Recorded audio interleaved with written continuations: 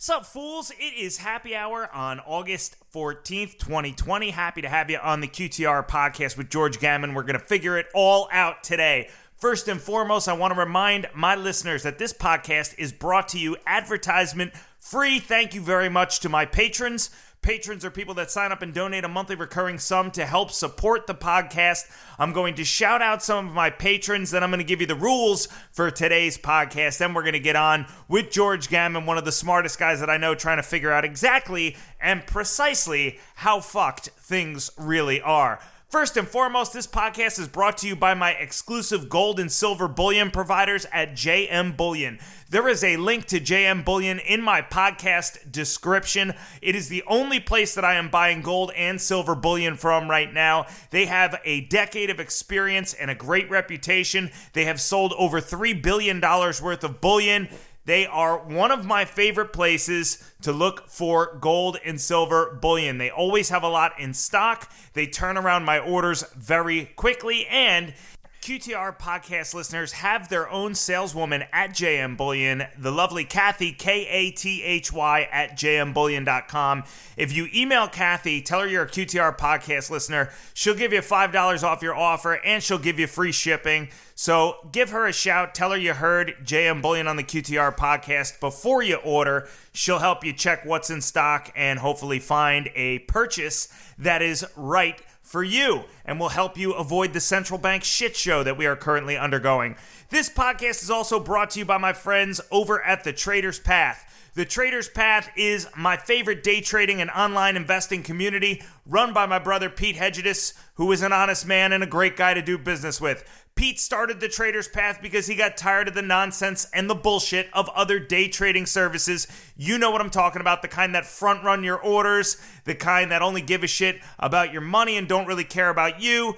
Pete had belonged to a couple of those services, said he wanted to do something different and on his own, so he started the Trader's Path, which is an honest community for honest people that want to have a dialogue, they want to exchange ideas, they want to keep each other company during the trading day. Pete's service provides daily watch lists so you know exactly what they're looking at during the day, a live stream so you can trade along with Pete, as well as investor education. He trades stocks and options, red markets, green markets. They do it all. And best part about it is, you know Pete's an honest guy because he's a buddy of mine and he's a good guy to do business with. So check out my friend over at the Trader's Path. Pete will hook you up with a discount if you tell him that QTR sent you. This podcast is also brought to you by the Sanglucci Steam Room. The Steam Room is the best tool out there to track money coming into the options market, no questions asked. Sanglucci and Wall Street Jesus pioneered the Steam Room about a decade ago.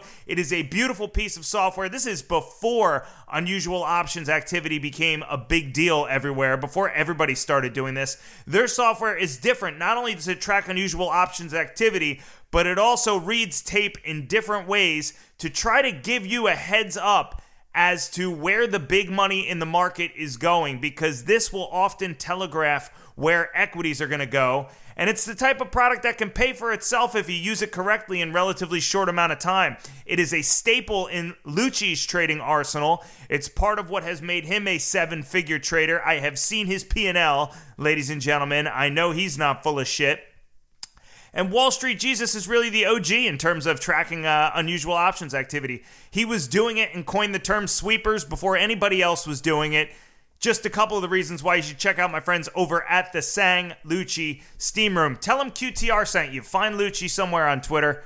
Tell him QTR sent you and tell him you want a discount. He'll make sure that you get taken care of. Or if you want a free trial or any of that shit, he'll work with you, folks, because we're buddies and that's how we get down. This podcast is also brought to you by my friends at Corvus Gold, my friends at Traders for a Cause, my favorite charity, Ken R., Chris Bede, Nicholas Parks, Matthew Zimmer, my buddy Jay Mintzmeyer, a great shipping analyst, Russ Valenti, Crichton Titus. Thank you guys so much for your continued support, and some of my newest patrons like Nazca Fandon, Jordan Weaver, Fidelis Etsuveus, John McBride, Sam Kotler, Sivert Wallen, thank you, my friend.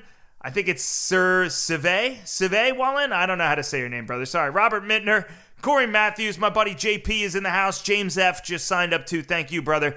George Baker and Dave Swingle, Chris and Chris Bott. I appreciate your support, guys. It is what keeps the podcast going. So if you enjoy the content, putting your money where your mouth is about as cool of a fucking thing as you can do. My homeboy Sebastien up in Montreal. What's going on, man? Thank you for your continued support. David Fiorino, Greg Buckholz. I appreciate you guys so much. And finally, my buddy Adam Wise. I appreciate your support. 2 rules for today's podcast. First and foremost, 2 drink minimum for this podcast and all podcasts. Folks, we're exposing how the global central banking machine is the greatest Ponzi scheme known to man.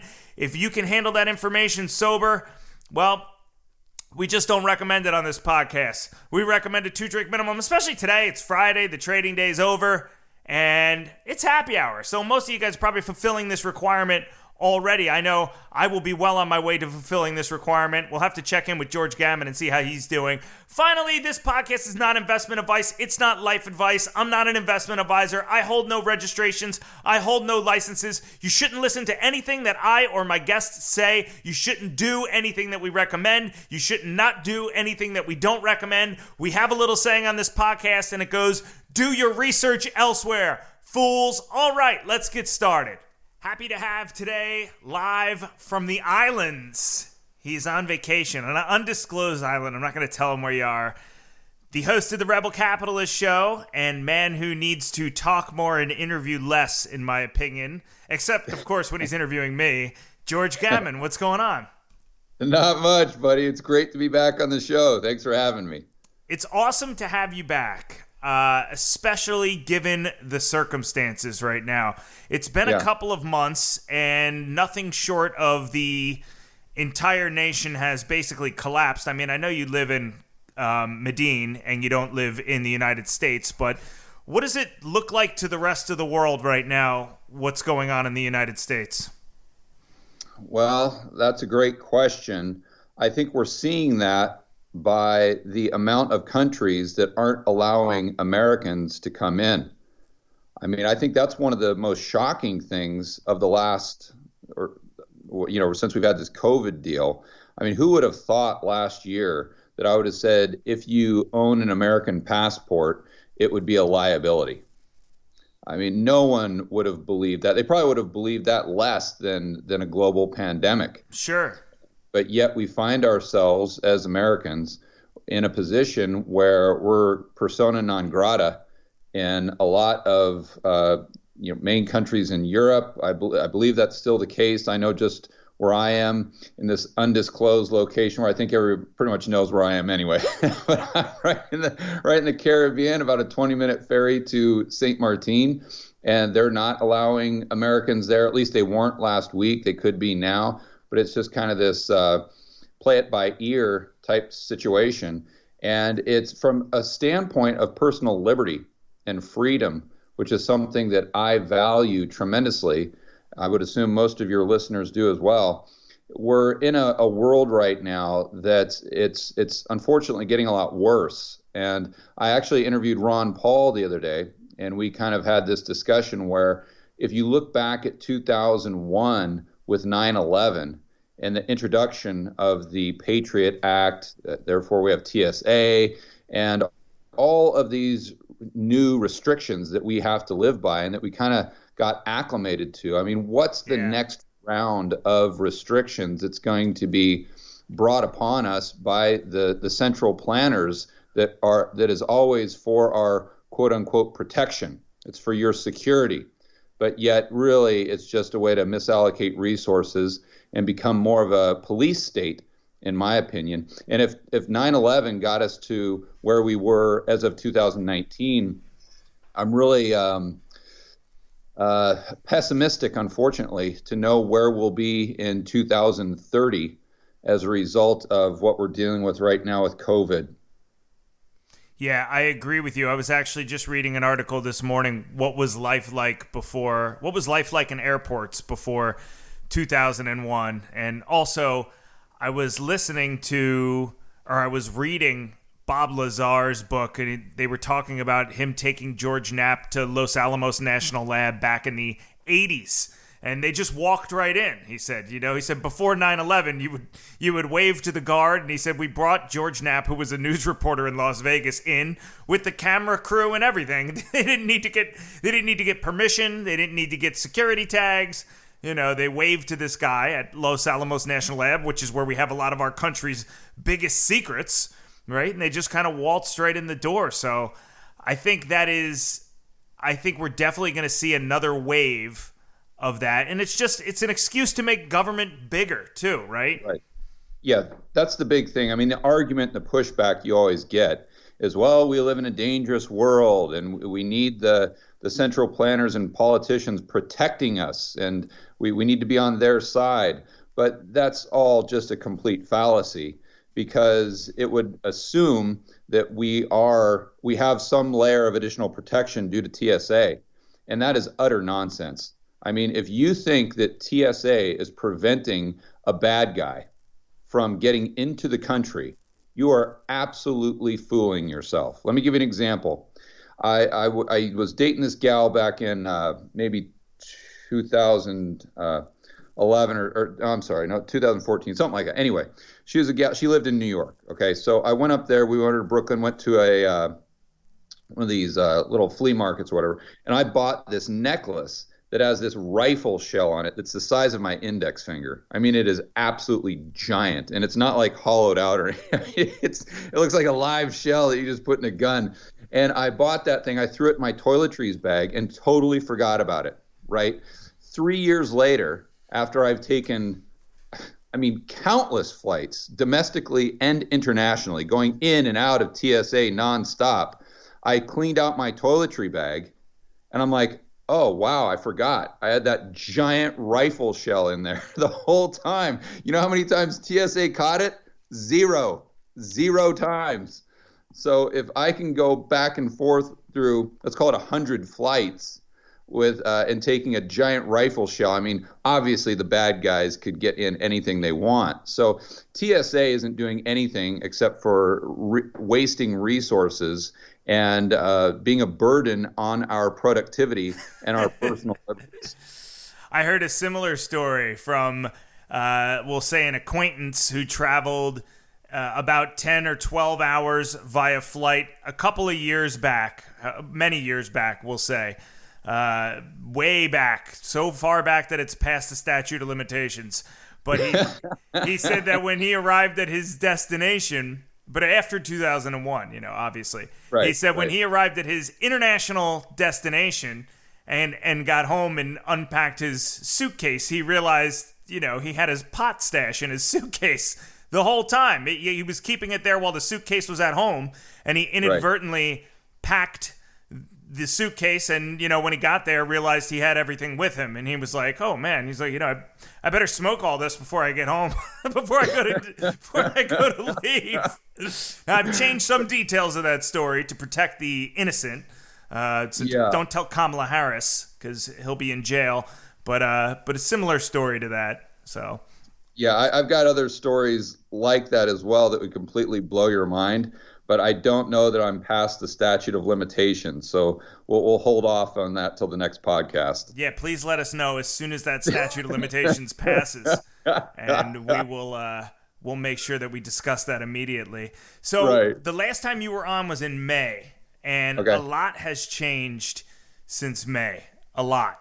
And I want to start by kind of going back a couple of months and asking you about your take on the George Floyd riots and what took place in the country after that story. Of course, it's a little bit of a different scene now that body camera footage has been released. I don't know if you saw that or not, but no, I don't follow that stuff. I try to just stay out of the drama.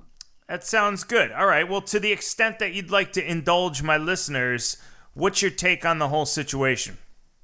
Well, I think it shows that there was an underlying dissatisfaction with the way the system currently operates. And I want to try to refrain from using the word capitalism. I think it gets a bad rap, and I think it's easy to vilify the word. I would prefer to use the term free markets, Because I think if you go to anyone on the street and say, hey, what do you think of a free market where you can own your own property and make your own decisions? Right. I think you'd have a tough time finding someone that was opposed to that type of system. But what we have now is not a free market. It's anything but a free market. And it's definitely not capitalism. But unfortunately, they get the bad rap. And we have this cronyism. We have a history since 1913 of just straight inflation, which really forces people to go into financial assets to get ahead and take further and further risk, go further out the risk curve. And then we get these boom bust cycles, which, as you know from being a student of the markets, when we have a big bubble, the last people that get in is the average Joe and Jane. It's just the way we're hardwired as human beings. We respond with emotion. We don't respond like a robot, although we'd like to think that we do. And therefore, you have the market sucking as many participants in at the very last moment before it crashes. And, you look at any bubble throughout history, that's the way it works. So what ends up happening is because we have this inflation, the Fed and the government really force average people to go into financial assets. They get caught up in this boom bust cycle, and then we see exactly what happened in 2008. Pretty much the average person gets wiped out, and those that are in not even the 1%, I'd say the 1% of the 1%, they're the ones that benefit substantially. But it all goes back to inflation. So my point is there's this underlying uneasiness. There's underlying dissatisfaction with the system. And most people that they feel this, they know something's wrong, but they don't understand the system right well enough to put their finger on it. So it's just, it's got to be capitalism. It's got to be, these fat cats are getting bailed out. The Fed is doing all these things with their cronies, and that's capitalism. They don't realize that that's the opposite of capitalism. But my point with going back to the unfortunate case with Mr. Floyd is I think it's just a representation of the underlying dissatisfaction with the way the system works right now. Before I retired in 2012, I was very, very fortunate to have a couple fantastic business partners. And one of them always said something that has stuck with me to this day. Very simple, but so true. Whenever we had an employee that was pissed off about something, or we know they're a good employee, but they weren't performing well, I would always say, man, I don't understand why this person is in such a bad mood, or why they're blowing their fuse over something so small. And this business partner would look at me and says, it's never about what it's about. And meaning that what you see on the surface, it's never about that. It's always about something underlying. And sure enough, when you would sit that employee down and talk to them and say, hey, man, what's going on? I notice you're kind of in a bad mood lately. You dig a little deeper. Then after a half hour of talking to this person in dialogue, getting them to open up, you find that, it's really about the fact that they're struggling with their relationship. Maybe they're just stressed out about something that they weren't willing to share earlier, and that's what it's really about. And I think that's what's going on with this George Floyd situation. Unfortunately, the quote-unquote solution from the government and the Fed will just exacerbate this problem. It'll make it worse until, I hope we figure out some way to change directions. But in my opinion, if we were to change directions, it would cause such a massive amount of pain in the economy for, let's call it, a year or two, because we'd have to flush out all the malinvestment. We'd have to take the medicine that we should have taken. Going back to the 1990s with the dot-com bust, we should have taken the medicine back then, but we haven't. We've just continued to kick the can down the road.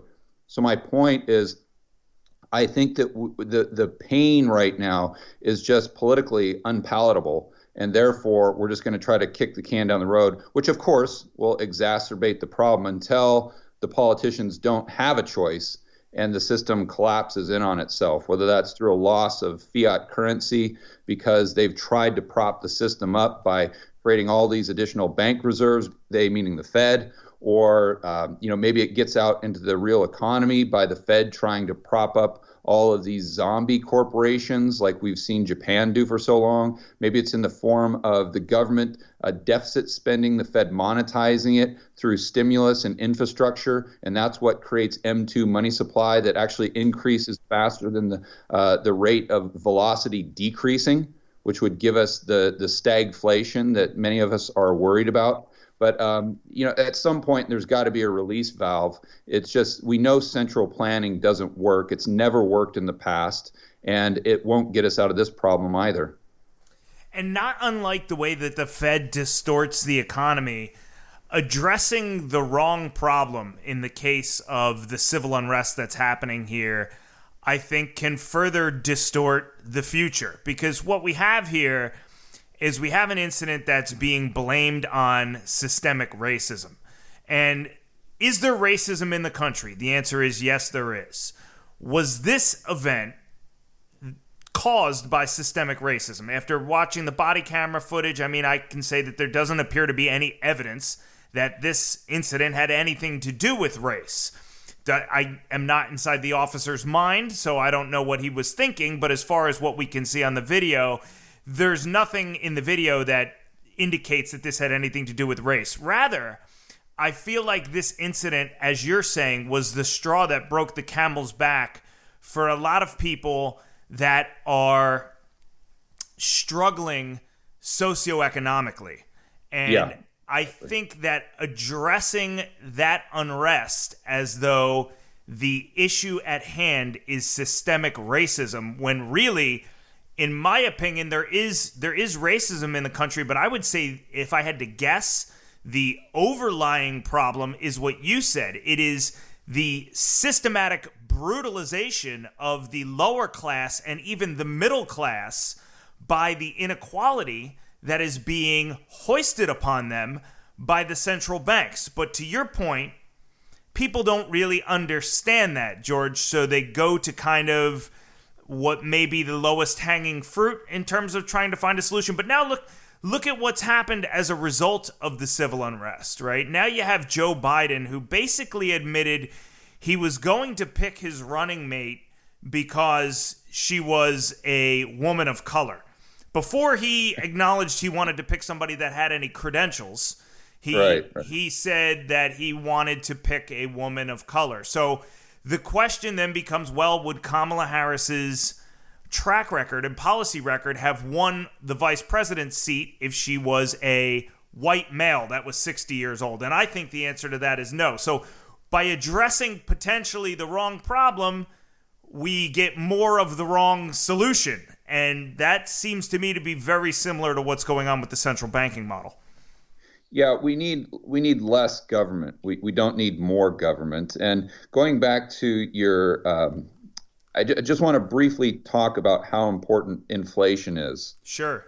This conversation. And I know a lot of people say, well, I don't get it. That doesn't make any sense. We're talking about systemic racism. We're talking about George Floyd. We're talking about the poor and middle class actually having a fighting chance to improve their lot in life. But if you really think about it, it goes back to this point. And I just actually had this going back and forth on Twitter the last day about this. And I said the people that are kind of anti-capitalist, I think they've misplaced their anger, in the sense they're kind of pissed off, or their battle cry is against capitalism. But if they really thought it through, I think they're really more pissed off about the inflation. And I think they're trying to solve the symptoms instead of trying to fix the underlying disease. So let me give you an example.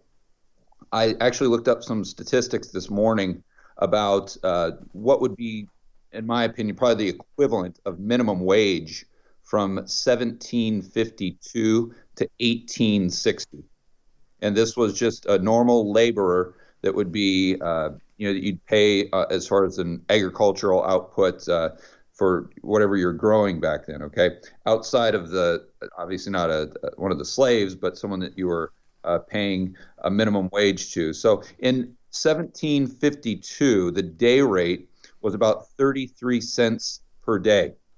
Okay. In 1860, the day rate was about $1. So it went up about 200%.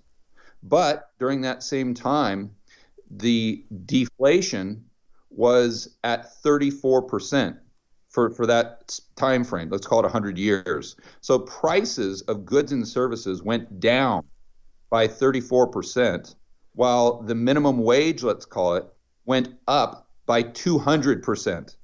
So let's take that a step further and assume that in today's dollars, that person would have been making $2,000 a month. And let's just say that their expenses were $2,000 a month. So they're just at a break even, they're not saving any money. At the end of this time frame, using those same numbers, they would be making $6,000 a month, but their expenses would have gone down to $1,400 a month.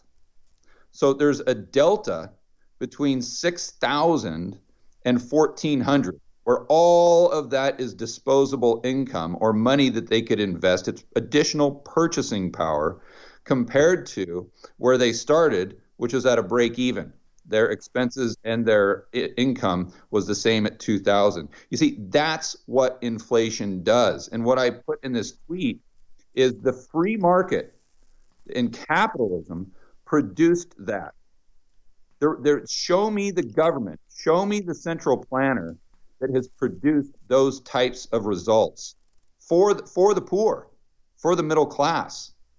You see, it just doesn't happen. So I want to make sure that we're framing the argument and we're not trying to solve the symptoms, but we're actually trying to focus on curing the underlying disease. And if you set up a system, Chris, with hard money, where the governments and the central planners couldn't create more currency units, it was out of their hands, you would pretty much eliminate war, or you'd reduce it substantially, and you would reduce or eliminate inflation. We would have this positive deflation from entrepreneurs out there in the free market trying to produce better goods and services. And I want to point out that from the year 1800 to 1900, prices went down by 50%. So think about how much the dollar increased in value. And that's with the massive inflation we had during the Civil War. If you would have taken out the Civil War, in other words, taken out the politicians' ability to print currency units to actually go to war in the first place, if we were on let's say a Bitcoin system or a dollar standard that was rigid, then you would have had the dollar appreciate in value. I mean, I don't know the exact numbers, but let's say prices went down by 50% during that 100-year time frame. Prices would have gone down by 100%, 150%. And just think how much that would have improved the lives of ordinary, everyday citizens while their wages are going up. I want to be very, very clear, because people are going to think, oh, deflation, that's horrible, because yeah, prices are going down, but everyone's going to lose their job because the employers have no pricing power, and they're going to lay everyone off or fire everyone. No. The prices are going down while wages are going up, while GDP, nominal GDP, is going up, and we have nominal interest rates at an average of, call it, 4%. I mean, that's how you improve the lives of everyday citizens. So it goes back to hard money. Now, but another thing I want to address that I don't think people really think through, because very few people have been employers. Most people have only been employees. But see, I've been both. I've been on both sides of the coin. And I've also run businesses and started businesses with 0 to 5 employees and businesses with over 100 employees. And they're a lot different. It's apples and oranges. And I know over my years, I've met and I've hung out with a lot of entrepreneurs, very successful entrepreneurs. And I can tell you definitively, I have never met an entrepreneur that wouldn't hire you because of XYZ reason if you could make them a ton of money. Right. Ever. And if you think about those two thoughts, I don't see how they can live in someone's mind at the same time. And the two thoughts I'm referring to, one, all these employers and entrepreneurs, they're just insatiably greedy. They have this lust for money that we just have to curtail. That's thought one. But then thought two is that they're just wildly racist as well. And they won't hire women. It's like this boys' club. It's a fraternity. And they only want to hire people that look exactly like them. But just think about that for a second. How are those two thoughts possible? Like they can't coexist, because either you're greedy, and if you're insatiably greedy, you're going to hire anyone. Right, that can make you the money. That can make you the money. That's right. It is merit only. And you don't care what they look like. You don't care what genitalia they have. It doesn't matter. And then, or let's just say you're someone who is a racist, the people that we don't want in our society for obvious reasons. Then you're going to get torn apart in the free market, because you have to pay a price, right, to express the racism, because you're not going to hire those amazing employees. They're going to make you all the money, and those amazing employees are going to go down the road to the other employer who's going to hire them because he's greedy or she's greedy, and they're going to put you out of business. Done. The free market handles the problem. So I would encourage people to kind of use that as a thought experiment and just put yourself in the position of an employer. Let's say that you worked your tail off your entire life to save up, let's say $100,000, and you took out an SBA loan to start a Subway franchise or a McDonald's franchise, something like that. And you're there working 12 hours a day. You've got your kids' college education on the line. You have your entire life savings. It's your responsibility to provide for your family. All of that is on your shoulders. It's a huge, huge responsibility and burden. And then someone comes in the front door that could make you a lot of money, and you're going to say, nah, I don't think so. I'm a guy and I just like hanging out with other dudes. So nah, go ahead and go down the road to my, the Burger King, and they'll hire you and you can make them a lot of money. Like, really? Who's going to say that? Put yourself in that position. When you've got that much riding on the line, it's life or death.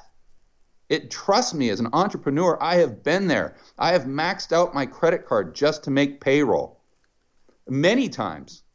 I mean, you're living on the edge so much, and you will do anything. You'll work 90 hours a week. You won't sleep. You'll live in your car. You'll forego meals just to be successful. And that includes hiring anyone, regardless of the color of their skin or their genitalia. So that's my rant there that I'd really like people to kind of think through. And I'm done talking on that. And put yourself in the shoes of the consumer. Okay? Yeah. In a free market system or a capitalist system, whatever you want to call it, the consumer has the power by the ability to choose where they want to spend their capital.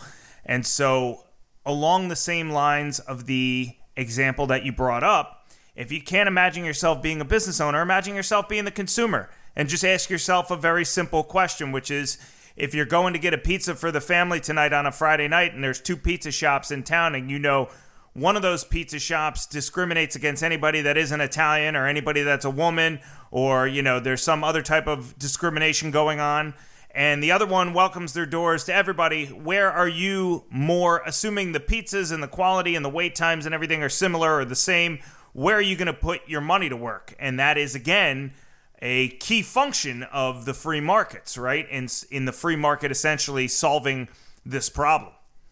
It absolutely is, Chris. But I think that people might not recognize that as far as the power of the consumer and the power of the free market, the power of competition, and the power of employees. That's another thing. Let me talk about that. As an employer, I can tell you, I've had thousands of employees in my day. I've probably got 20 or 30 employees now in quote unquote retirement. But I can tell you, it's incredibly difficult to find a good employee. I mean, at any position. I don't care if it's a telemarketer. I don't care if it's a salesperson, if it's an office manager. It is so hard to find someone that's really, really top shelf. That when you do, they've got a ton of leverage. They really do. And I don't think people, at least employees, recognize how much leverage they actually have. So I don't want to get off on too much of a tangent there, but I hope that people really realize that as well. And then what was your question again? Well, it wasn't really a question. I was just acknowledging that the consumer has the power, but I want to go back to something that you said. I'm sorry, Chris. Yeah, I'm sorry, Chris. I wanted to circle back. And on that note, as far as the consumer having the power, and I think that as a society, we've lost sight of the importance of that, or how much that comes into play, because we haven't let anyone go bust. And you see, if you think back to 2008 and 2009, where we didn't allow the free market to work, we didn't allow Schumpeter's creative destruction. And we all know that's a rule of economics, but for some reason, and we saw Japan, we saw them prop up these zombie companies. So we saw AIG, we saw all these people that got propped up. They didn't go out of business. So now all these kids that are in college at the time, they kind of see that. And then through the last 10 years, profit doesn't matter at all. Zero. I mean, what's the point of making a profit? I mean, your stock will just go up and up and up and up regardless of profit. All you got to have is a really cool, fun story. Right. And get everyone on social media to back you. That's what's important. You got to get people to like you. You don't need to make a profit. And so I think that if we had the emphasis more on, yes, it's a free market, businesses are failing. If you don't provide for the consumer, if you don't compete, if you don't hire the right people, you are going bust. And if we don't see that, we just kind of assume that it will never happen. And therefore, that employers and entrepreneurs can make decisions, poor decisions, based on things such as just virtue signaling, instead of things like just hiring people based on merit and kicking ass and taking names and producing products and services that people want to buy and beating all of your competitors to produce lower and lower prices. So you see what I'm saying? I think it might be that mindset we've gotten into because the central planners just haven't let anyone go bust. Yeah, well, it winds up in a total distortion of the system. And so what would normally be a relatively healthy economic cycle that, if you were to kind of visualize it, might look like a wheel turning in a circle. You have now this crazy, wild, oblong-shaped, distorted economy that when you try to wheel your stagecoach down the road on these big, long, oblong tires, it winds up flipping and flopping around because the mechanics that keep the economy running smoothly in a free market are so distorted that we really don't know which way is up. And to be honest with you, we're starting to see some indication that people who normally wouldn't recognize it are starting to recognize these distortions. A good example, this morning, Nancy Pelosi even came out and said, well, the stock market is high because the Fed is propping it up. I mean, I'd never heard anybody in politics make that kind of a statement, with the exception of Rand Paul and Ron Paul, maybe. And to hear Pelosi say it, to hear a Democrat saying, it's like, wow, maybe it is becoming that obvious. Yeah, I think she's probably just saying that because she knows that Trump gained some popularity by saying it. So she's just trying to, these politicians, Chris, I think they're really the bottom of the barrel. Yep. I think they're the dregs of our society. And I don't think they're intelligent enough to connect those dots like you just did. I think they've just got someone handing them a piece of paper that says, say this, and I think you'll some fan mail or something like that. But I think you do bring you bring up a very interesting point that I've been thinking through, and I've done a couple whiteboard videos on it. And it's this idea that the economy has been set up to a way where structurally it's incredibly unsound. And I know a lot of people are talking about a debt jubilee right now.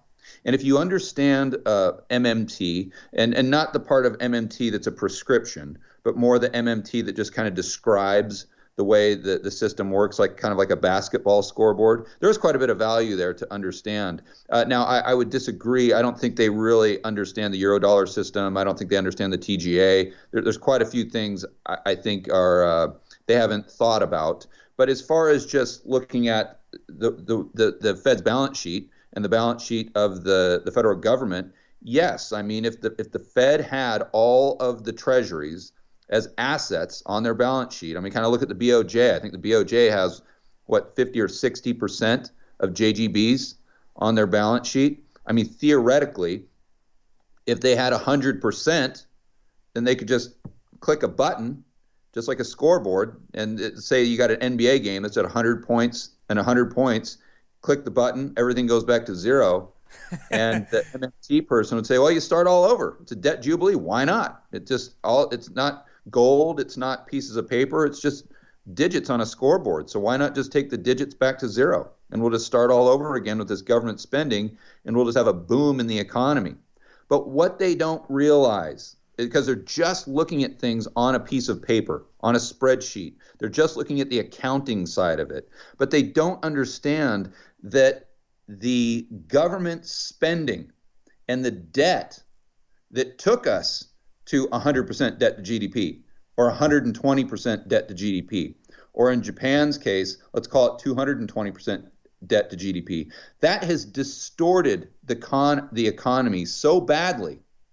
It's misallocated resources. It's created so much moral hazard that even if you did just click the button and take the score back to zero, you're still not solving anything. It really wouldn't change the matter. And if you think about the United States right now, I mean, how much is the debt a burden as we speak right now? Now, I'm not saying it's not going to be a huge burden in the future, but it's going to be an albatross, that's for sure. But as far as just servicing the debt, okay, it's $400 billion a year, let's call it. It's really not making that much of a difference, and it doesn't make too much of a difference. They just keep raising the debt ceiling and all these things. So if we just hit the reset button, government spending still accounts for 50% of GDP right now in the United States.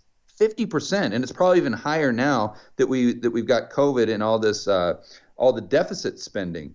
So if it's at 50% of GDP, even if we could wipe out all $26 trillion in debt tomorrow, boom, it's done. The government has zero debt. So what? What does that do?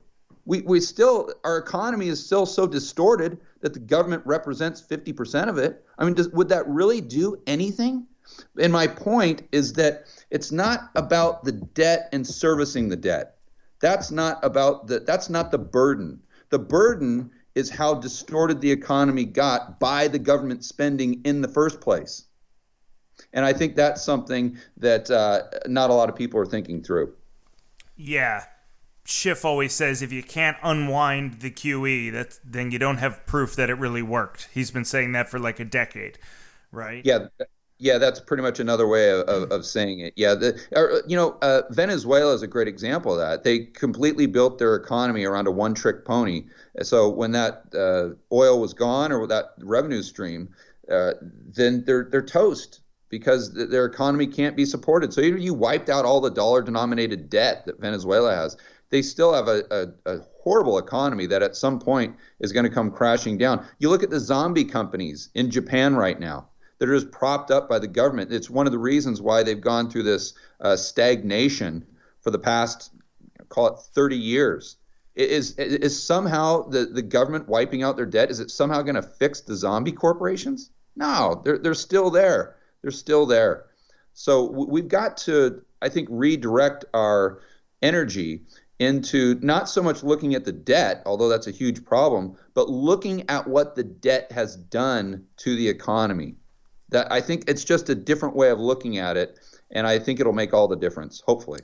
Because in a case like Japan where you're talking about it, when you have the government propping up a company, just for the sake of propping it up, obviously the bang for your buck or the production you're going to get from that company is going to diminish drastically regardless of whether or not there is demand for it and the quality of the production. So then you have this kind of collapse that starts there. Well, if it's, just because the market would have already shut the company down, the market would have already forced it into bankruptcy, the market would have already forced...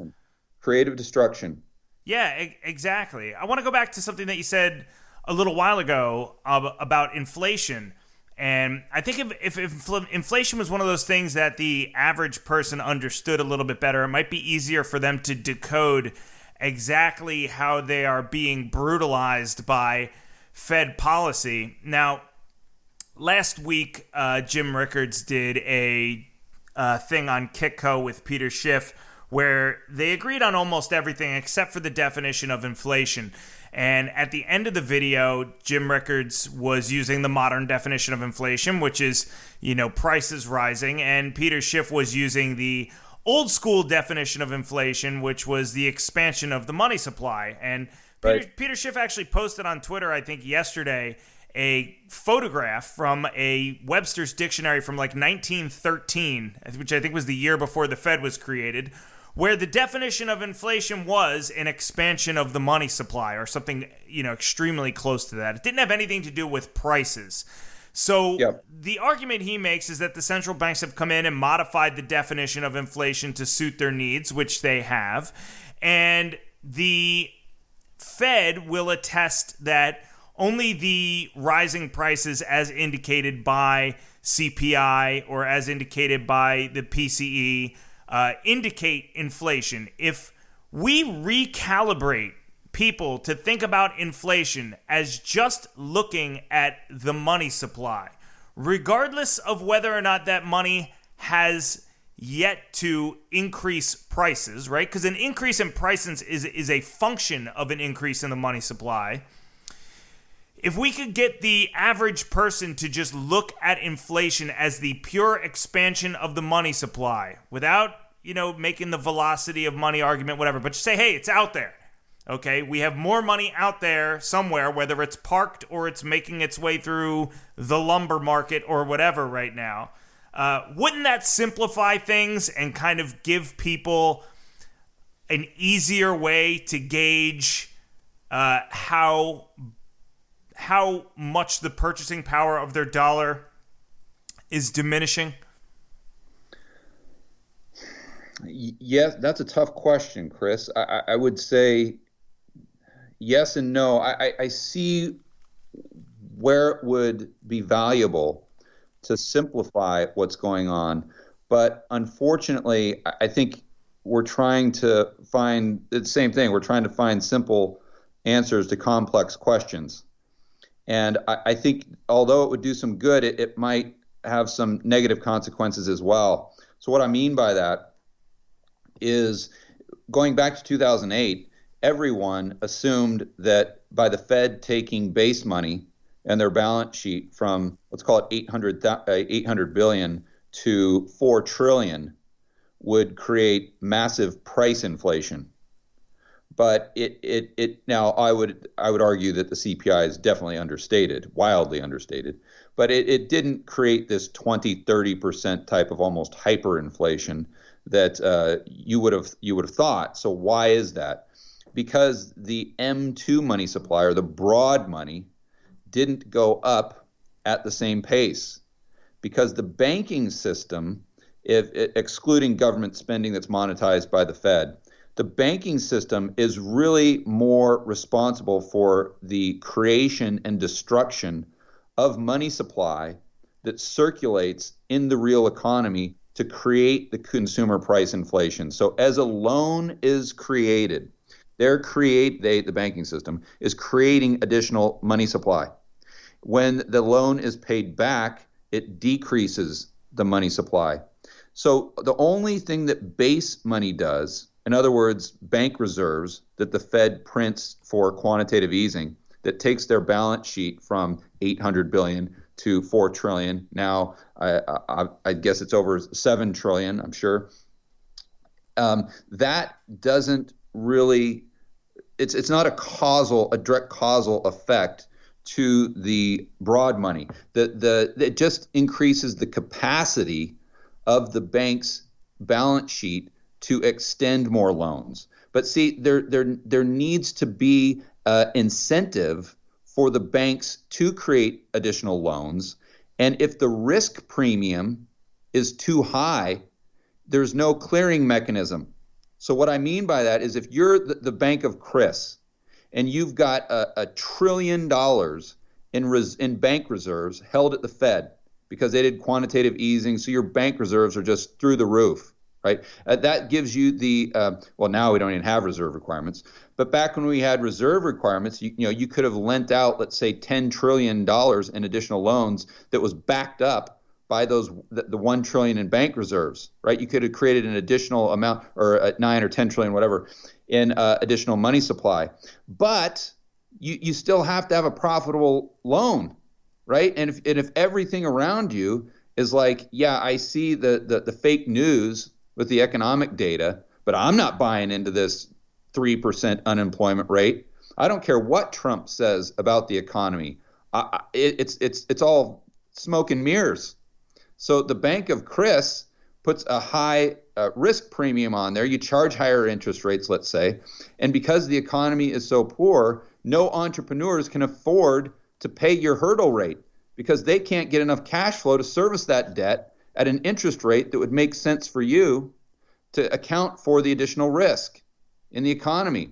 So what ends up happening is although you may have $1 trillion in bank reserves that you could multiply up to, let's just call it 10 trillion, you don't even lend out $1 because there's no one profitable. And then you have to look at the demand side of the equation. So there has to be entrepreneurs, or there has to be people that are wanting to take out additional home loans, additional car loans, additional loans to start businesses. And if we have all this regulation that's coming down on the typical entrepreneur, we have we can go down the laundry list of these, social justice warrior type regulations that we now have that we didn't have now. Every single board has to have this person and that person. If you're an entrepreneur, you have so much more liability now than you did just 3 or 4 years ago. I mean, do you really want to go out there and risk your life savings to take out a loan to start a new business? The answer is probably no. So you have the willingness to lend go down because the risk premium is increasing, and you have the demand for those loans going down because the risk premium is increasing. They can see it. And then plus, we're leveraged to the hilt, right? The consumer is at, prior to COVID, at all-time highs of consumer debt. The states, all-time highs of debt. Corporate debt, all-time highs. Sovereign debt, obviously at all-time highs. So we don't have the income coming in. We don't have the cash flow as a society to take on more debt. And therefore, when we have these loans being paid off, it has the tendency to decrease the money supply. Now, I'm talking about broad money. I'm not talking about base money. So then if you look at a chart of M2 recently, you see that it's gone completely parabolic. It has gone up with the Fed's balance sheet. But the reason isn't necessarily because banks are now lending and they're getting aggressive and people are just wanting to take out of these loans. It's because the deficits are being monetized by the Fed. And when the Fed monetizes the deficit, meaning that the Treasury just issues debt at auction, and through the shell game of the primary dealer banks, that debt is purchased by the Fed, creating new bank reserves. Then the bank reserves go to the government. Then those bank reserves get spent, and I'm not going to go into great detail, but the effect is they get spent directly into the economy. And at that point, Chris, you're right, base money does correspond, and there is a causal effect between additional base money and additional broad money in the real economy. Yeah, but if it's being monetized by the Fed. But I get it that you want to simplify it, and so we can further educate people. But I don't want to get it too simple, because then it's like we're giving inaccurate information that in the long run is just going to confuse people more. I think that's what I'm trying to say.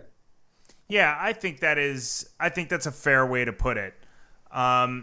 Even though in the situation you just described, I mean, the money supply would also contract then if that lending was to be undone, right? Or if those you'd have two cross currents there. So you'd have the money supply in wanting to contract, the money supply that was based on bank lending. But at the same time, you'd have a cross current of the money supply increasing by the government spending what the Fed has printed.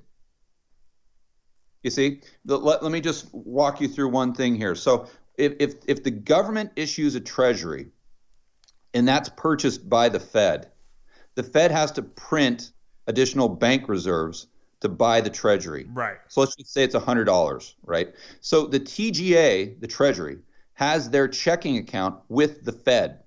It's not in the commercial banking system. Right. So the only thing the Fed does is just print up an additional $100 in bank reserves and gives it to the TGA. Right. They don't even print it. They just put a comma on a spreadsheet somewhere. Exactly. Just a little electronic. You got an extra $100 in the TGA. So that's base money. That's increasing base money. The same thing the Fed would do if they purchased that treasury from JP Morgan.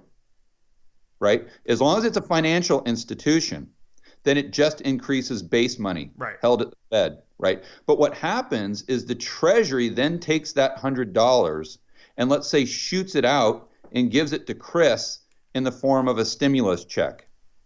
And then you take that $100 and deposit it into your bank account with the commercial banking system. So that increases the deposits in the real economy by $100. That increases broad money. And then what would happen is the TGA, so they're basically giving the commercial banking system a liability in the form of an additional $100 deposit. Right. But then they take the $100 of bank reserves and it would go from the TGA and it would go to your bank. Let's say you bank with Wells Fargo. It would go into their checking account with the Fed. So the amount of bank reserves in the system by the transaction going from the Fed, from the TGA to you, the amount of bank reserves in the system wouldn't increase. It would just change hands from the TGA to Wells Fargo. Now, initially, it would have increased because the Fed had to print the additional $100 in bank reserves. But by the government spending it into the real economy, by Chris taking that check and depositing it with his bank, we've also increased broad money. You see, so if the Treasury would have issued that debt, and someone would have bought it that was in the real economy, like let's say Chris Irons buys it with $100, then we're not creating any new bank reserves. There's no more additional money supply, broad or base, that's being created because it's just changing hands. It's an asset swap. From Chris Irons, he's taking his $100, giving it to the TGA, and they're just giving him that $100 treasury, right? So that's why I always preface when I'm talking about increasing the broad money supply with government spending that it has to be monetized by the Fed. If it's just the government deficit spending, then they're getting those dollars that are already out in circulation. But if the Fed creates more bank reserves, the main takeaway is, and then then the Treasury spends it, then it's also created additional base money and additional broad money. And I know, hopefully most people can follow that without the use of a whiteboard, but that's where it gets really sticky. And people have a hard time understanding that because they think the Fed is printing money, and therefore it just, sooner or later, it's got to get out into the economy, and that isn't necessarily true. The Fed could print $100 trillion of bank reserves, and if that printing of $100 trillion wasn't to buy government debt directly or to monetize the debt from the Treasury, or if it somehow didn't create more loans in the real economy, you wouldn't see 1 percentage point of additional CPI growth. Yeah, but the fact that it's been created, even if it's base money, right, is still, I guess what I'm trying to say, because I understand exactly the argument that you're making. And I'm just trying to think about whether or not it is a folly to think about it on a very, very basic level, which is, once it's created, even if it's a bank reserve, it has to be, accounted for in models, or at least we have to know that it's out there, right? I mean, what would be the effect of the Fed going out tomorrow, George, and printing or $1 quadrillion, and which is what, 1,000,000 trillions, I think. Let's just say they went out and printed some ungodly amount of money, right? Or Neil Kashkari hit the comma button 3 times when he was supposed to hit it once, and they added a couple zeros to it. But that money was all held in reserve by J.P. Morgan. What would the effect of that be? On consumer price inflation? Just in general. Well, as far as the CPI, as far as prices, 0. Right, but what alternate consequences would there be from that? What would the psychological consequences be to people going out and say, you'd see asset prices go up, and then from a psychological standpoint, now we're talking about a whole different ballgame. Why would asset prices go up? Well, because you're expanding the capacity of the banking system to extend more credit to hedge funds and financial institutions that are going to see that as a Fed put and go into the market and just buy. Right. Like so isn't that creating inflation though? As defined by the Fed, if asset prices are rising? Inflation. Well, asset inflation, yes, it would definitely have the potential and the likelihood, I would argue, of doing that. But wouldn't that asset inflation shoehorn open the inequality gap even wider? Oh, 100%. So is it not a logical fallacy to think that just looking at the creation of the money, it should be something that alarms people that are of lower socioeconomic status? Oh, I totally agree. Let me be clear. I'm not disagreeing about that. What I'm trying to think through is that if they printed $1 quadrillion of bank reserves tomorrow, just overnight, if that would somehow affect consumer prices in the real economy. And it really wouldn't, because I guess you could argue that if asset prices went up, then people could sell that and then they could spend the money, but it wouldn't have a direct effect other than increasing asset prices. So obviously that's inflation as well. It's an inflation of asset prices, but it especially right now, Chris, because there's no reserve requirement. So there's really nothing preventing the banking system of increasing the money supply by $1 quadrillion.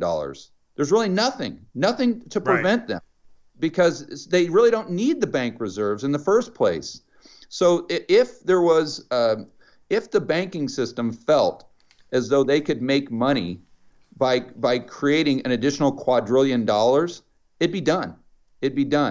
But the only way I think that they think they can increase their profits is by creating additional balance sheet capacity for financial institutions, for hedge funds. They don't think they can make any money by giving the average Joe a loan to start a business. They don't think they can make money by giving a home loan. And you say, "Oh, George, I'm getting a home loan all the time." Yeah, that's because they're flipping it to Fannie and Freddie, and then it's going right onto the Fed's balance sheet when they securitize it, and it's a mortgage-backed security.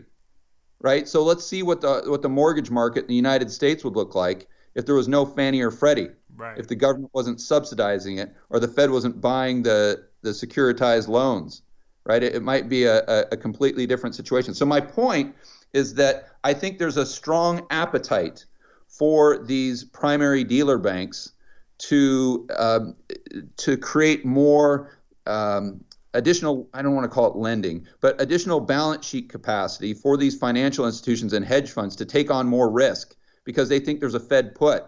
So what's your downside relative to your upside? And if you've got very, very little downside, then why not create an additional $10 billion loan to hedge fund XYZ to go in and buy credit default swaps or something like that? But you can't. That same bank, if you say, well, why don't we take a $10 billion loan, and instead of giving it to the hedge fund, Why don't we give it to Chris and George that want to start their own rental car company to compete with Hertz or something like that? And then the bank looks at that and says, no way. Why would we do that? Because if we give it to George and Chris, we've got, let's call it 50% downside, and we only have 50% upside. But if we give it to hedge fund XYZ, we've only got 5% downside, and we've got 100% of upside. It's much more of an asymmetrical bet. So the appetite to use the additional balance sheet capacity that's produced by the additional bank reserves, taking it to $1 quadrillion, is there for the financial economy, but it's not there for the real economy. And I think it would have to be there for the real economy in order for those bank reserves to translate directly into higher consumer price inflation. I think where we get the consumer price inflation, Chris, is when the Fed just monetizes basically 100% of the debt the government is issuing, and that money is going directly into the back pocket of the person on the street that's going to spend it and get velocity up. And whether through it's a stimulus program, UBI, or additional infrastructure spending, I think that's where you're really going to see not only M2, but velocity and consumer price inflation increase substantially. George, yesterday the Democrats came out and said that they wanted the Fed to look at addressing racial inequality through their policies. And going back to what we were talking about earlier today about what happens when you address the wrong problem, you get the wrong solution, which leads to more problems. Explain what the folly of politicizing the Fed in that manner could wind up being. Chris, George. The island I'm on right now, it's a gorgeous island. I go jogging almost every night right at sunset, and there just happens to be a lot of turtles running around. Not really running around, but it's kind of scooting around, right? And they're all over the place. And you jog up and down the sidewalk, and you see them there, and you jog next to them, and there's only one thing they can do. You'd think they'd try to like scratch you or maybe bite you or hiss at you or something like that. Nothing. They've got one tool at their disposal. All they do is just go whoop, right back in their shell. So you yell at them, you knock on their shell, you do anything to scare them or get them off the road so they're not going to get hit by a car. And all they do is just whoop, right back into their shell. That's the only tool they have at their disposal. These turtles are just like the Fed in the sense that the Fed, they've only got one tool at their disposal. Right. It's just print bank reserves. That's it. Or manipulate IOER to try to get the interest rate down, right? So if all you can do is print bank reserves, well, tell me, how is that going to do anything to solve climate change, racial inequality? It's ludicrous. It's absolutely ludicrous. And it just goes to show you how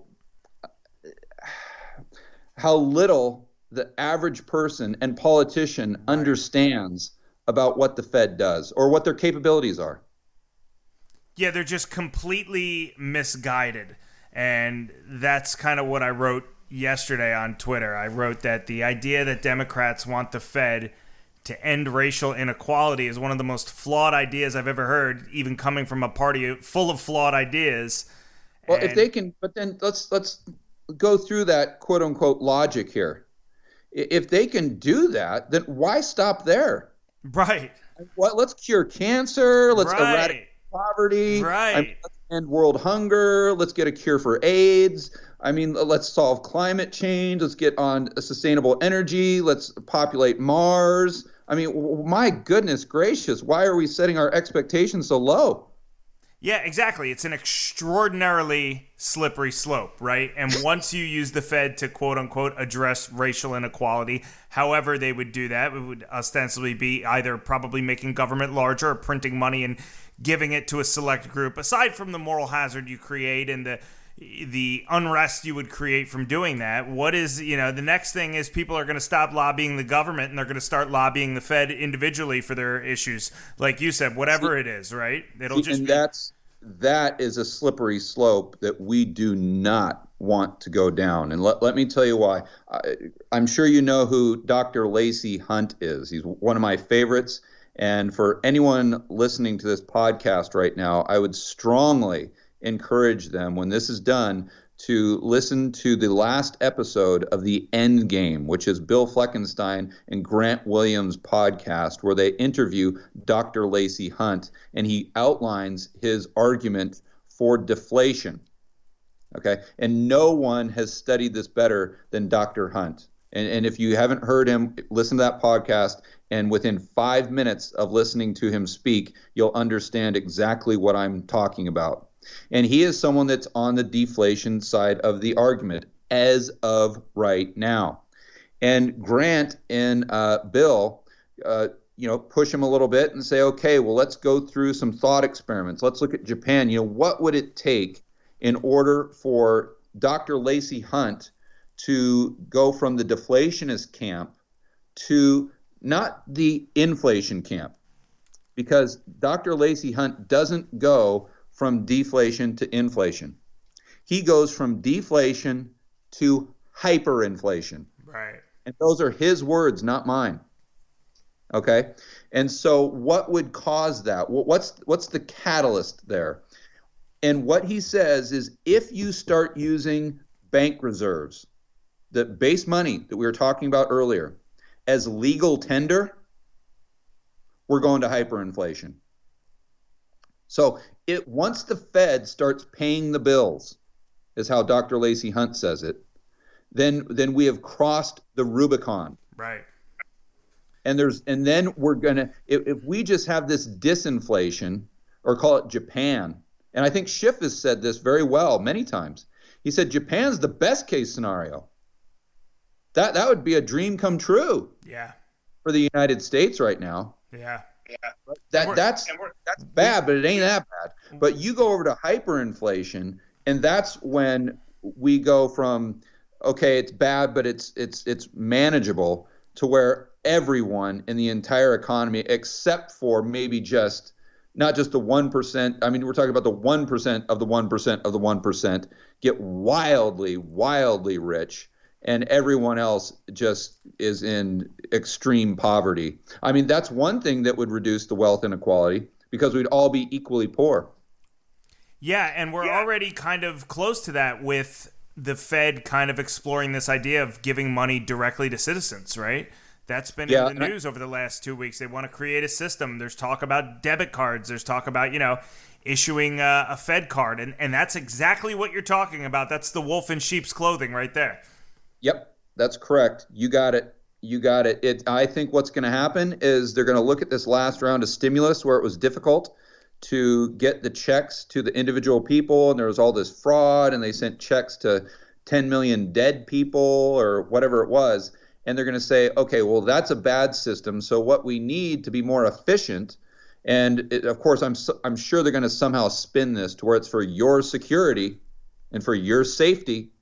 All you have to do is download the Fed app, or I always call it the Freedom app, sarcastically, because, as Ron Paul says, just look at the name of what it's, and it's always does the opposite of whatever the policy is. Right. So I always call this the Freedom app. You download that onto your phone, and then we'll just transfer these stimulus payments to you, or UBI, in the form of this Fed coin once a month.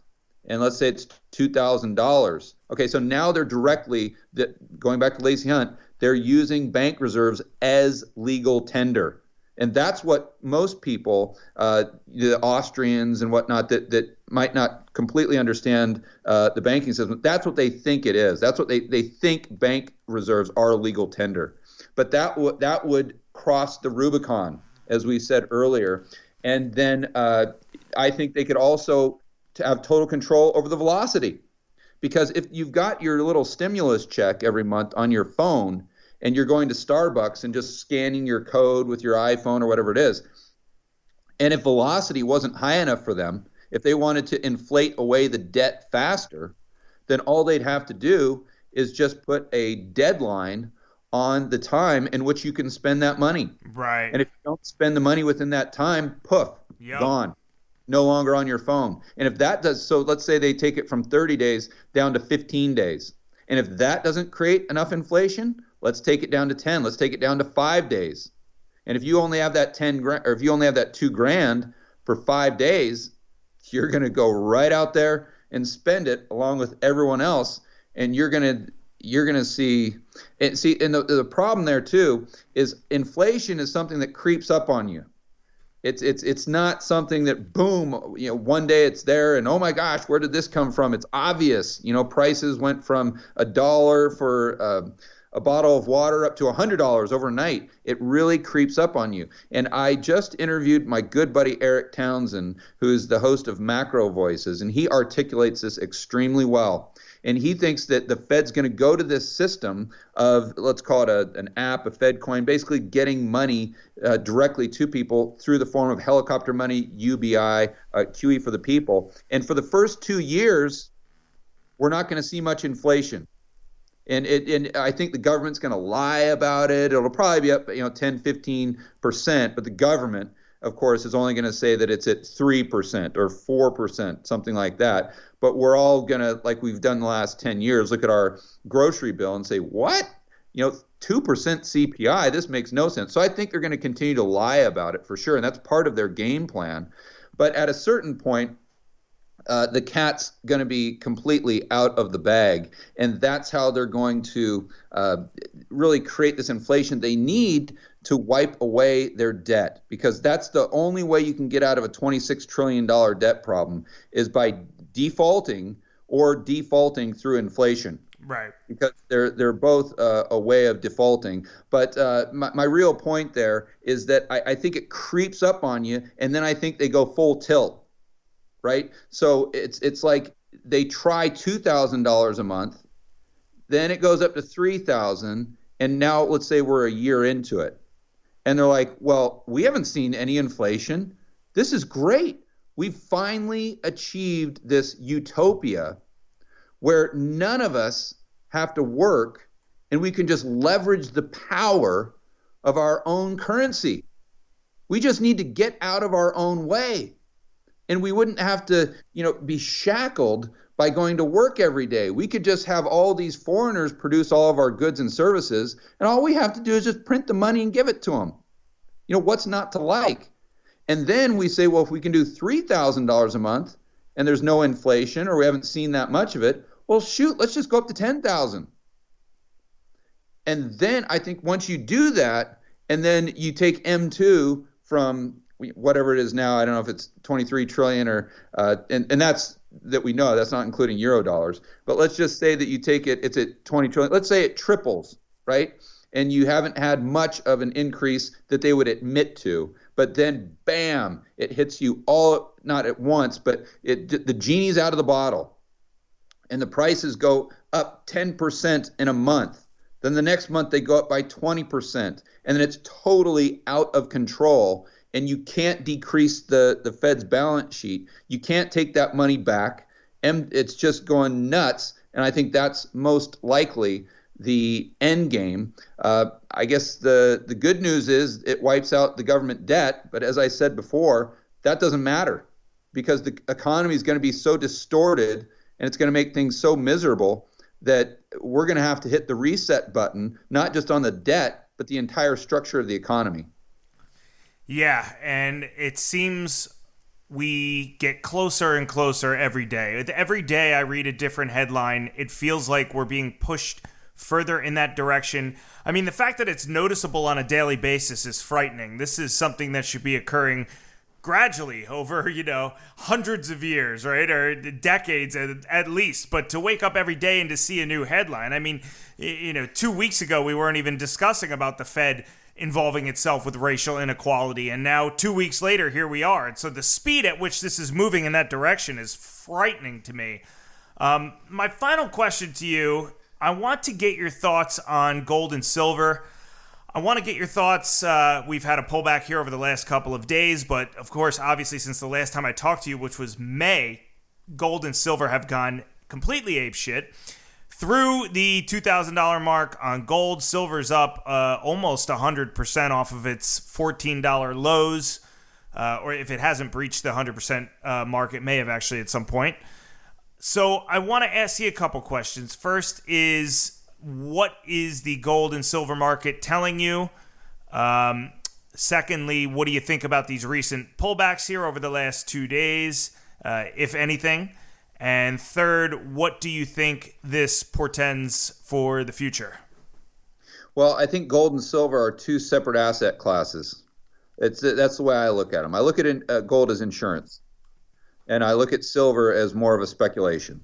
Now, I understand that silver holds its purchasing power as well, because it has some more industrial uses, and the supply side of silver is a little less straightforward than gold. I just kind of divide them. So as far as gold goes, personally, I don't even look at the price. It doesn't even matter. Whenever I get an extra 100 grand or 200 or whatever, 10% of it, I buy gold. Just if it's 20,000 or 200, I don't care. I don't even look at the price, just buy it, because I'm not buying it to get rich. I'm just buying it to stay rich. And there's a big difference there. So as far as if I was just trading it, then I would say I think it's gone up based on fundamentals. When you look at M2 money supply, I think historically gold goes up when we have negative real rates, which I think we'll have long term. And I mean, it's obvious that people are looking at the whole system and saying, wait a minute, the end game here is exactly what we just talked about, this helicopter money. And if that's whether we get there in 2 years or 10 years, that's where we're going. And if that's where we're going, I want to make sure that I own hard assets, and definitely precious metals. Now, if I was a trader, you could say, yeah, it's run up a lot. There's probably going to be a pullback. Nothing goes up in a straight line. It's probably overbought. So I might wait for a time when it's kind of technically oversold to buy a little bit more. But then when it got to that point, I'd load up. Yeah, will it matter in 2 decades? Yeah, exactly. So that's why it helps me just to compartmentalize my portfolio and to ask and make sure I understand why I'm buying the asset, right? If I'm just buying it as an insurance policy, and I believe that we're going to go through this at very least stagflation in the next, call it 5-10 years, something like that. Whenever it comes down the pipeline, it's impossible to time. But if I've got a long-term view on gold, I mean, do I really care that it had a pullback for 2 days? I mean, that's totally irrelevant. Right. So I think you've really got to decide whether you're buying it for that reason or you're buying it just as a speculative trade and just trying to make a little bit of money. With silver, I kind of put it more into that category. But even with silver, I don't know that pullback would really bother me much. I'd still probably be a buyer. I'd just like to buy a lot more the more it pulls back. And I kind of look at Bitcoin the same way as I look at silver, from a standpoint of I think it's definitely a speculation, obviously a lot of risk, but I think there's so much asymmetry in the upside downside that it still makes a lot of sense. So that's how I look at gold, especially, is I don't try to time it, or I don't try to get too cute. I just buy it. Yeah, I'm the same way. I'm a consistent buyer of physical. Yeah. And, I tweeted out the other day when the price crashed by $120.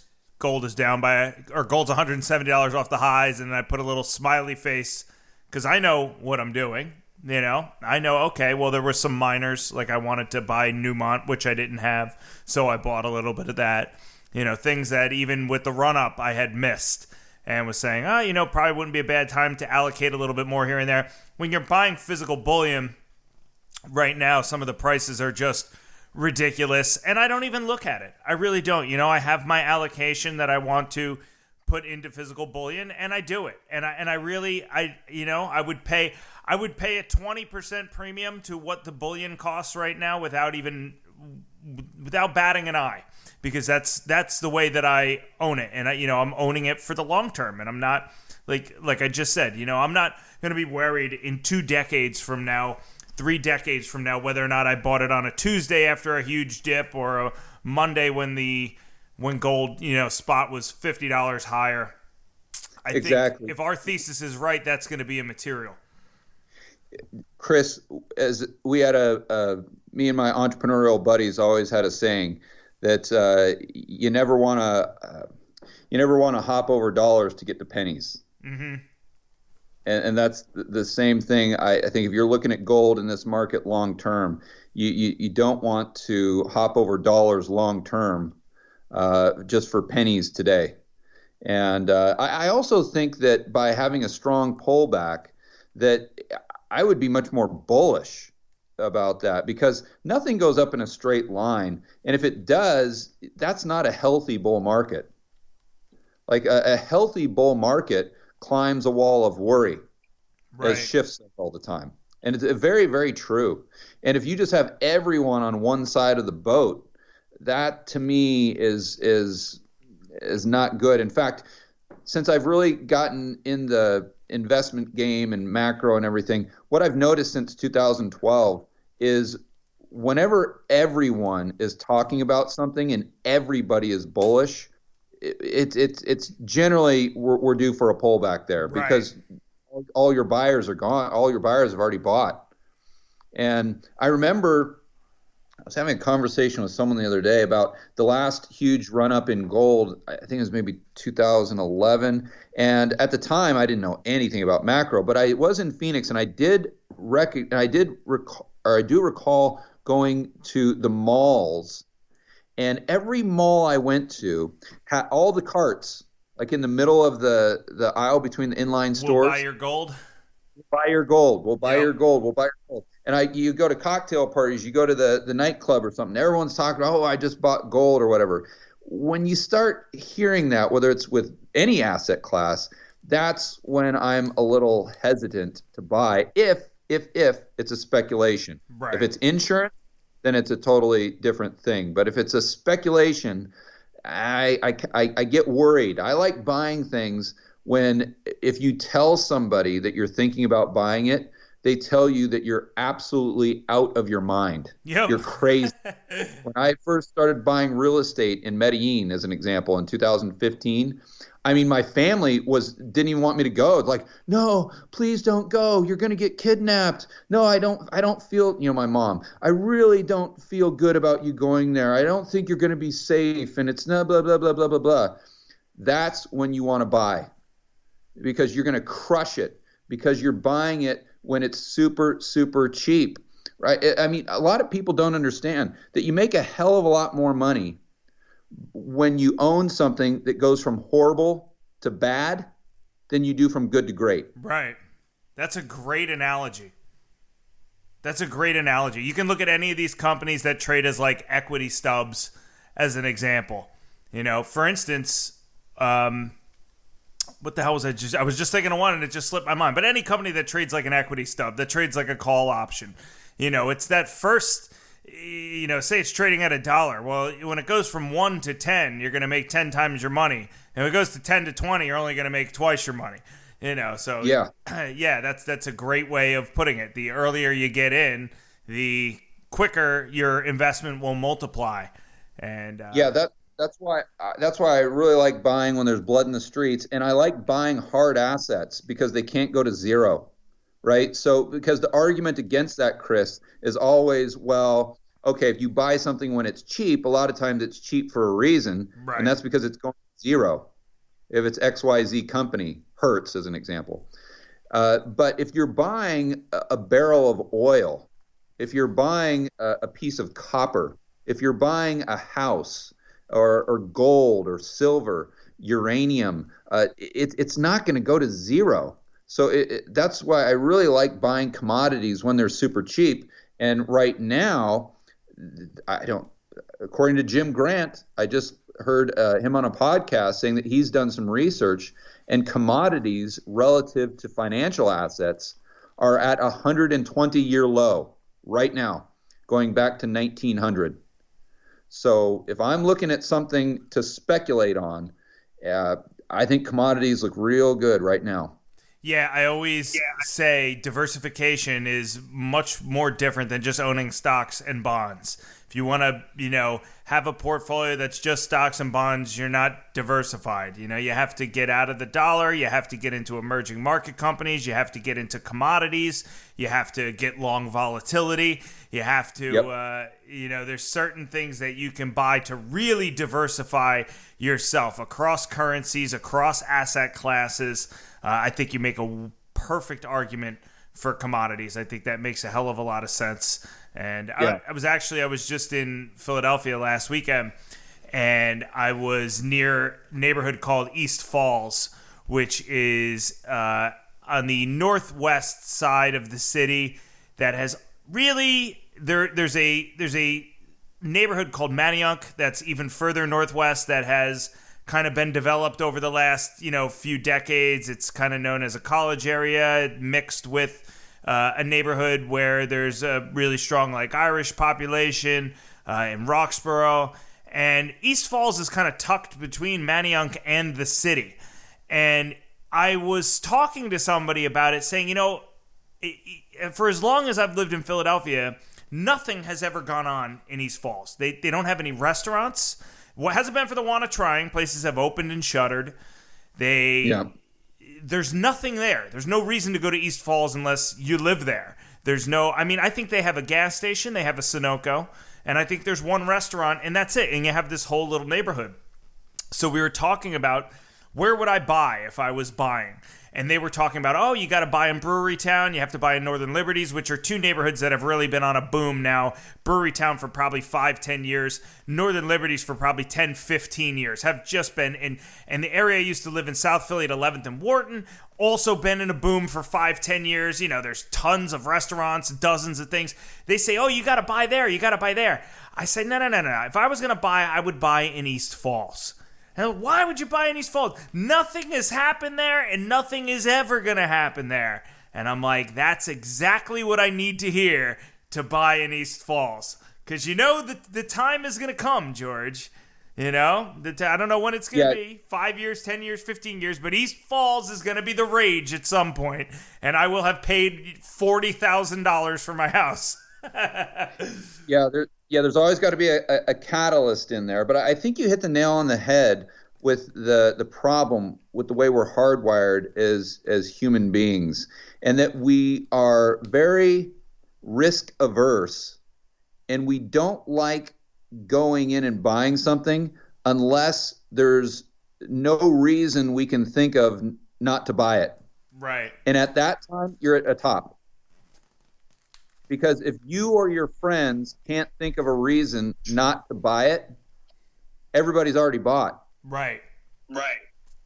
Then you're going to get crushed, and that's why I'm such a firm believer that the market just sucks in as many people as it possibly can, especially retail, and when it does, then it flips the boat upside down on you when everyone's on one side.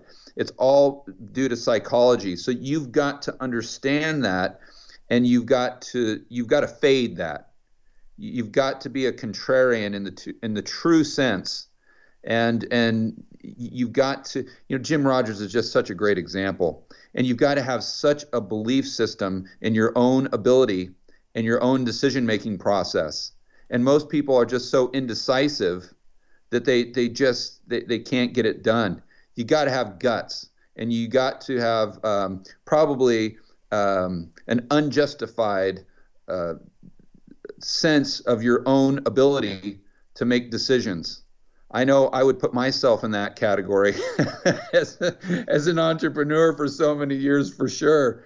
But you see guys that can do, and gals that can do that, and regardless of how many negative things you want to bring up about buying equities in Zimbabwe, Jim Rogers knows that he's smarter than you are, and he's going to do it, and he's going to make a ton of money. Mm-hmm. And just as an example, of course. So I think we should all strive to learn from people who have been able to conquer that side of the human hardwiring for so many decades. Yeah, and when you say be a contrarian, that means being a contrarian even when the majority is contrarians. You have to right yourself sometimes too. It's like when you're in the marching band and you get off step with the guy next to you. You have to do one of those little hop steps and get back on step. Or if you're in the military, right, you have to shuffle your feet one way to get back in sync with the guy next to you.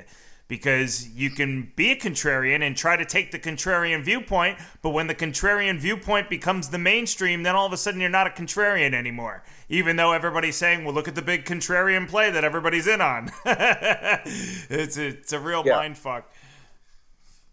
Yeah, that's I couldn't agree more. But I think your sentiments about just believing in yourself. And look, if you know your shit, you know your shit. A lot of that we see in the short selling world too, where you go out there and you say, hey, I think whatever, the receivables are fake. And you learn the first couple of times people come back to you and they sue you and they say, well, you're saying false and defamatory stuff. And you start thinking, man, did I get this wrong? And you have all these bulls in the company that come back and say, well, they were audited by PwC. Do you know more than PwC? You know, you really think you know more than a multi-billion-dollar corporation? And you start second-guessing yourself. And then all of a sudden one day you wake up and the company goes to zero. And you're like, shit, I really do, you know. And the great thing is you don't even have to be that smart. You just got to read. You just got to read filings. You just got to have common sense, you know. Talk about the things like George Gammon talks about, like Jim Rickards and Peter Schiff and all these, you know, great thinkers that are rooted in common sense. So I think you make a great point. I think that's a great place to leave it. I want to thank you so much for coming on, George. I appreciate your time today. I love the way that you explain things and break things down. And I'd encourage everybody to check out your YouTube channel, man. The Rebel Capitalist Show. You guys are kicking major ass, every available ass. You have like, what, 200,000 subscribers now? No, I think maybe 168, something like that. But the Rebel Capital Show podcast, that's the audio from my interviews and my live streams, that's really blowing up. I'm shocked because it was just kind of an afterthought. And every single couple weeks or whatever, I get the download numbers from my assistant, and it's growing just substantially every single week. So thank you if any of your listeners are watching the Rebel Capitalist Show on YouTube or listening to the podcast. Really, really appreciate all the support. And I sincerely appreciate you having me on, Chris. You've been having me on since almost the very beginning. And you were nice enough, I remember, to come on my show. You're probably one of the first people that I interviewed when I started the Rebel Capitalist Show, when I maybe had, who knows, 10,000 subscribers, something like that. So I want to thank you first and foremost for having the belief in my ability in the future of where the show was going. You didn't have to do that, and I'll always remember that.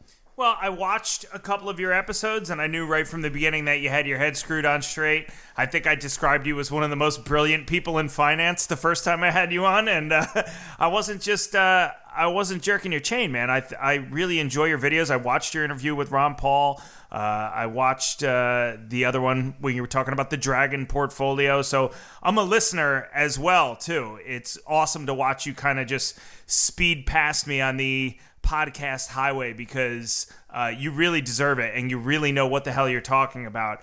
And so I couldn't be happier for you, and look forward to having you back on again some point soon, brother. Yeah, and I look forward to having you on my show next week. So guys, stay tuned for that. I'm stoked about it. All right, George, take care, buddy. All right, bye.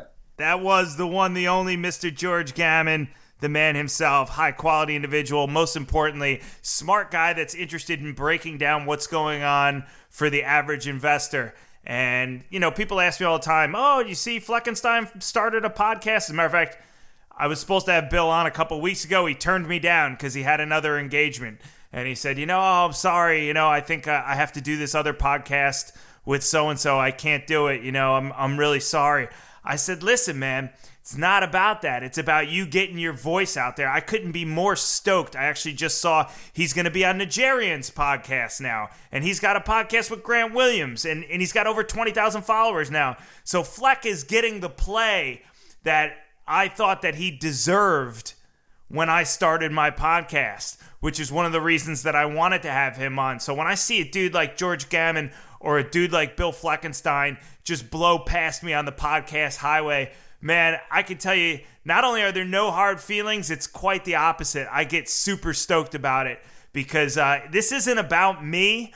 It's about getting the message out there, getting financial education out there to people that need it, understanding how broken the system is and why the things happen that happen, and just kind of pulling the curtain back on bullshit in general. That is what's important to me. I could give a fuck about the charts or the ratings or any of that shit. I'm not trying to, make myself into some podcast billionaire. I'm trying to get the truth out. And guys like George Gammon, guys like Bill Fleckenstein, those are the people that you're going to get it from. So I couldn't be happier. It's the fucking weekend. I am out of here, folks. Got some great stuff coming up next week. I am stoked about it. But for now, it's Friday night and I'm out.